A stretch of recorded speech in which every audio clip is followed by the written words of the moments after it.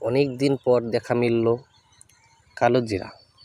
এই কালোজিরা চিনেন না এমন কোনো লোক পাওয়া যায় সেটা হলো খুব কম। আর এই কালোজিরার ফুলে যখনই ফুল ফুটে তখনই মৌমাছি এসে ভরে যায়। আর দেখুন এখানে কিন্তু প্রচুর পরিমাণ কালোজিরার ফুল ফুটে আছে, কিন্তু মৌমাছির দেখা নেই।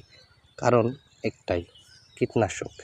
আমরা জমিতে যখনই ফসল চাষ করি তখনই কিন্তু আমরা কীটনাশক ব্যবহার করি, কিন্তু আমরা এই কীটনাশকের ক্ষেত্রে যেটা আমরা পাচ্ছি সেখান থেকে মৌমাছিগুলো আস্তে আস্তে বিলুপ্ত হয়ে যাচ্ছে। আর মৌমাছিগুলো আমরা টিকায় রাখার জন্য আমরা অবশ্যই ব্যবহার করব জৈব বালাইনাশক। জৈব বালাইনাশক আমরা যদি ব্যবহার করি তাহলে মৌমাছি আস্তে আস্তে আবার কিছু দেখা যেতে পারে।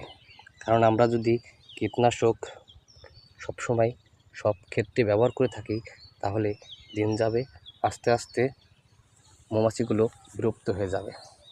অবশ্যই আপনারা বালাইনাশক, জৈব বালাইনাশক ব্যবহার করবেন, তাহলে সেখান থেকে মৌমাছির আবার পুনরায় আবৃত্তি হতে পারে। সকলে ভালো থাকবেন, সুস্থ থাকবেন।